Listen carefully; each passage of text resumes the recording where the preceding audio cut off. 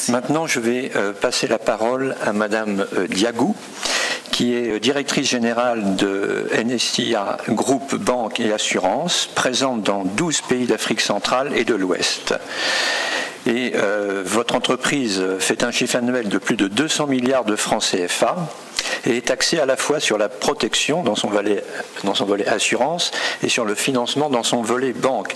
C'est donc un plaisir et un honneur d'accueillir dans ce colloque une femme entrepreneur avec un si haut niveau de responsabilité. Donc nous avons hâte de vous entendre sur votre pratique, votre approche de l'entrepreneuriat féminin et la façon dont il contribue, ce partenariat féminin, à l'émergence économique de l'Afrique. Merci madame, vous avez la parole. Merci.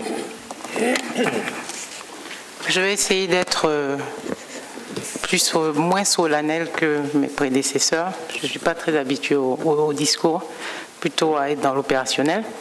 Donc, merci à son Excellence, la première dame, l'ex-première dame, Madame Henriette Konan-Bédié, pour son allocution.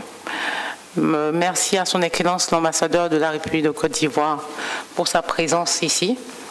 Madame Pascale Fressos, merci de m'avoir invité. Désiré, grand merci.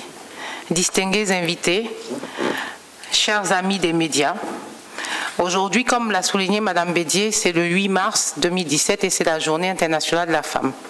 Et comme chaque année, cette cérémonie est organisée en l'honneur de la femme à travers le monde entier. Aujourd'hui, je me sens très honorée de participer à celle du réseau Africa Femmes Initiative Positive, l'AFIP, dont je suis la marraine d'Afrique, et qui a décidé d'organiser ce jour à l'ONU la plateforme par excellence des plaidoyers. La thématique onusienne de la célébration de cette année est la femme dans un monde du travail en évolution et une planète 50-50 à horizon 2030. C'est l'occasion pour nous de partager notre expérience et d'encourager les femmes à progresser et à prendre leur destinée en main, car personne ne le fera à notre place. Le thème spécifique sur lequel il m'a été demandé de me prononcer est le suivant: du leadership féminin à l'émergence économique en Afrique. Je prendrai ce thème-là à l'envers et je vais commencer par une définition. Excusez-moi si je suis un peu comme les profs. Ma mère est prof, donc j'ai hérité de ça de elle. Donc, qu'est-ce que l'émergence, comment est-ce que j'entends l'émergence économique? Parce que c'est un mot qui est très à la mode, très galvaudé par-ci et là, et surtout par les politiques. L'émergence économique dans l'environnement que je connais le mieux, c'est celui du secteur privé. Il se traduit par le développement et la croissance rentable des entreprises qui doivent être gérées avec rigueur, ainsi qu'une vision à long terme, sans oublier l'impact social et sociétal qui doit être significatif du fait de la présence de cette entreprise dans un environnement. La richesse sera ainsi redistribuée et la création d'emplois sera plus soutenue. Ainsi, l'émergence n'a de sens que si elle apporte des changements dans le bien-être des populations et des changements dans les mœurs et les usages au quotidien. Pour cela, l'Afrique a besoin de développer son tissu économique par la croissance des entreprises, faciliter l'accès au financement, favoriser l'exportation du savoir-faire des entreprises locales au niveau panafricain, c'est-à-dire créer des champions sous-régionaux, renforcer l'éducation des jeunes en vue d'améliorer leur employabilité. Et pour nous, malgré les difficultés que nous connaissons en Afrique, nous avons des raisons de croire en son potentiel. Parce que l'Afrique dispose de ressources abondantes. Elle détient par exemple 60% des terres arables dans le monde entier et réalise une part importante des exportations de pétrole et de gaz dans la planète. Et elle regorge encore de ressources naturelles non encore exploitées. L'Afrique dispose d'énormes potentiels au niveau de la technologie. Je crois que l'Internet, le téléphone portable et la digitalisation progressent plus rapidement en Afrique que partout dans le monde et transforment considérablement des secteurs importants comme ceux de la banque, de l'assurance, de la santé et de la distribution, ainsi que celui de l'éducation. L'Afrique a une vitalité démographique grâce aux femmes et une urbanisation qui s'accroît au fil des années. Et face à ces potentialités qu'offre notre continent, nous avons conscience qu'il existe certains freins spécifiques auxquels nous ne pourrions trouver des solutions, comme la levée des barrières douanières et commerciales et la libre circulation des biens et des marchandises et des personnes. Alors, quel est le rôle de la femme africaine et quel rôle pourrait-elle jouer dans cet ensemble? En d'autres termes, comment la femme africaine pourrait contribuer à l'émergence économique en Afrique? Pour reprendre une citation de Ban Ki-moon, ex-secrétaire général des Nations Unies, qui disait « Les pays dans lesquels les femmes sont traitées sur un pied d'égalité avec les hommes jouissent d'une meilleure croissance économique. Les entreprises qui comptent les femmes parmi les dirigeantes affichent de meilleurs résultats. Les accords de paix qui font intervenir les femmes s'avèrent viables à plus long terme. Les parlements où siègent les femmes adoptent davantage de lois portant sur des questions sociales fondamentales comme la santé, l'éducation, la non-discrimination et les allocations familiales. Il ne fait donc pas d'ombre de doute que l'égalité entre les hommes et les femmes est un avantage pour tous. Ces citations trouvent leur exemple dans l'exercice du pouvoir de quelques femmes africaines qui font la fierté de l'Afrique. Je parlerai de son Excellence Madame Ellen Johnson Sirleaf au Libéria et son Excellence Madame Catherine Samba Panza en Centrafrique, qui ont eu des initiatives positives à la tête de leur pays en temps de sortie de guerre. Dans la résolution des conflits, elles ont aidé à sortir le Libéria et la Centrafrique et à aller vers des élections démocratiques. Et je pense que les femmes, en tant que mères, peuvent jouer un rôle crucial dans le règlement des conflits à long terme. On parlera aussi de l'impact que Dr Zuma qui a eu sur la réhabilitation des institutions de l'Union africaine et aussi de Madame, je vais peut-être écorcher son nom, Madame Gurub Fatim, présidente de la République de Maurice, présidente d'une république qui est la première plateforme financière que nous connaissons et qui continue son développement avec cette dirigeante-là. Et bref, la femme peut donc jouer un rôle de catalyseur et d'accélérateur dans le déroulement de l'émergence économique, politique et socio-culturelle de nos États. Toutefois, il m'arrive de me poser la question de savoir si les femmes sont véritablement prêtes à faire face aux enjeux qui s'y attachent et à jouer leur partition dans cette bataille malgré le poids des coutumes et des usages qui réduisent généralement la femme africaine avant tout et quasi exclusivement à l'éducation des enfants et aux tâches ménagères. Fort heureusement, nos sociétés évoluent et les mentalités changent. Toutefois, il faut pousser encore plus loin le changement qui reste insuffisant. Aujourd'hui, les femmes représentent plus de 50% de la population africaine et il nous faut amener nos États et les entreprises à s'appuyer sur cette force vive. Les instances de décision de nos États comportent encore très peu de femmes. Les femmes subissent encore trop d'injustices au niveau salarial.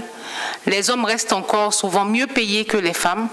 J'en veux pour preuve, moi-même étant dans une entreprise familiale, mon niveau de rémunération était inférieur de 25% de celui de mon prédécesseur lorsque j'ai été nommé directeur financier dans le groupe qui appartient à mon père. Donc, vous voyez que je n'ai pas été épargnée. Quelle action doit-on mener pour donner à la femme africaine la possibilité de jouer le rôle d'accélérateur dans le développement de l'émergence économique, politique et socio-culturelle dans nos États? À la base, il est primordial d'assurer l'éducation de la jeune fille, la femme de demain et le futur leader. Nous, en tant que mères, nous avons une très grande responsabilité. La responsabilité d'inculquer à nos enfants l'égalité des sexes afin que cela devienne une réalité concrète dans l'Afrique de demain. Nous devons encourager les jeunes filles à s'orienter vers les filières ou les domaines jusque-là considérés comme étant destinés aux hommes. Je parle des filières comme ceux de finance, de la technologie, de la mécanique. Nous devons encourager les femmes à briguer l'excellence et à ne pas transiger avec la facilité. Nous devons amener les femmes à assumer leurs idées, leur singularité et avoir le courage de les exprimer et à puiser la force pour affronter les courroux et les contradictions de tous les jours. Nous devons apprendre aussi à accepter, nous les femmes, les remarques et éviter de tomber dans l'émotion qui nous caractérise en général. Au niveau réglementaire et au niveau de nos États, nous devons peser de tous nos poids pour créer un cadre propice à une meilleure représentativité des femmes dans l'administration, dans la politique, dans le sport, dans l'art, dans la culture, dans l'entreprise. J'en parle avec aisance car mon histoire pourrait s'apparenter à tout ce que j'ai décrit plus haut.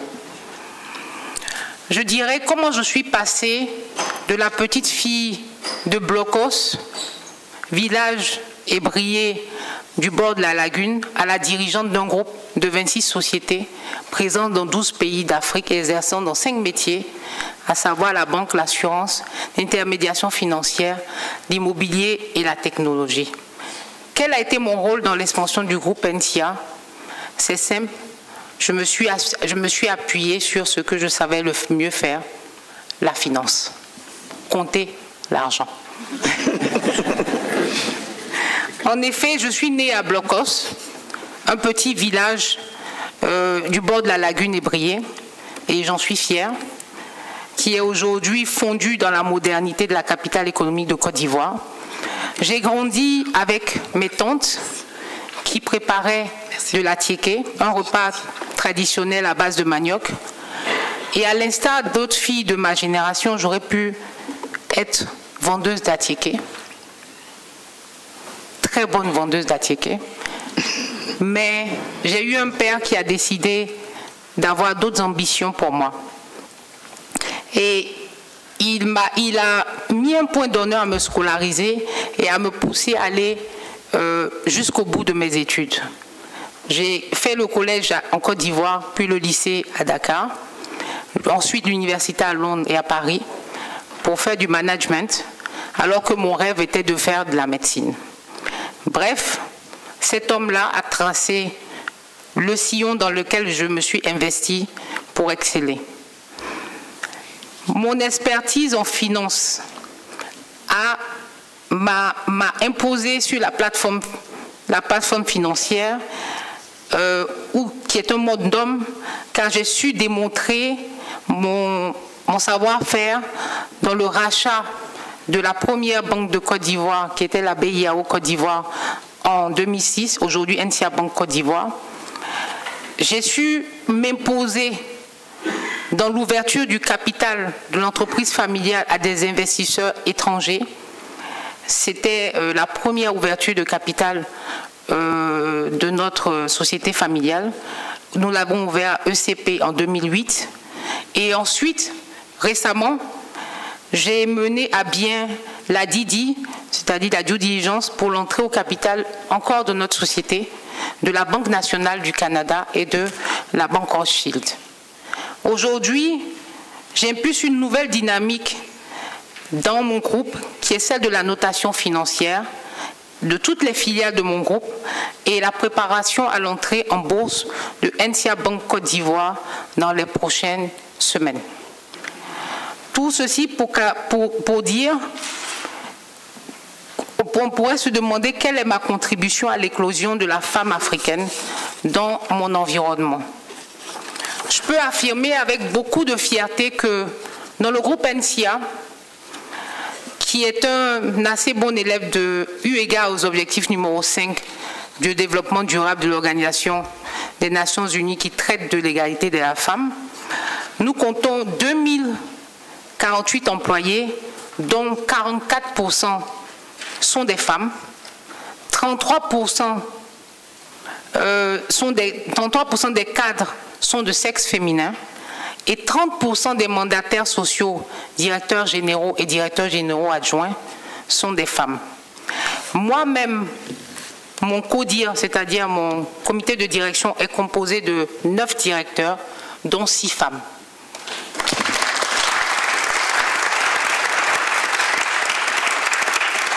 Et enfin, pour améliorer les conditions de la femme dans les 12 pays où le groupe est installé, nous employons à œuvrer à l'éducation de la jeune fille à travers la jeune fondation que nous avons créée il y a 2 ans, la fondation NCIA.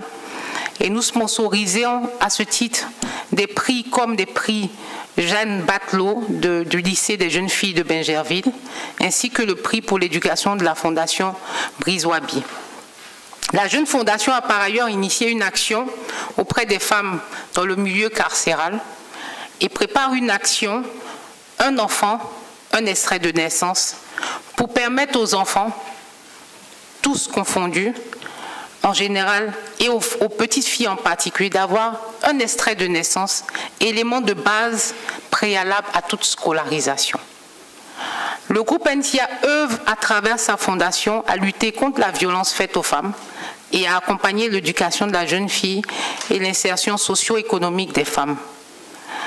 À titre plus personnel, le CEO Forum m'a fait l'honneur de me nommer ambassadrice de l'initiative African Women in Business pour l'année 2017 et l'AFIP me fait l'honneur d'être aujourd'hui là comme invité spécial en ce jour à Genève.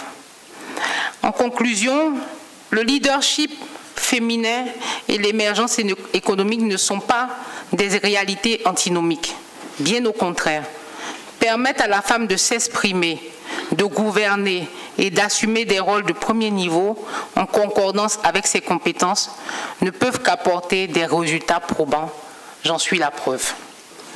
Nous nous engageons à soutenir les actions menées dans ce sens en espérant que les politiques joueront leur partition pour permettre à la femme de contribuer à l'émergence économique en Afrique. Je vous remercie.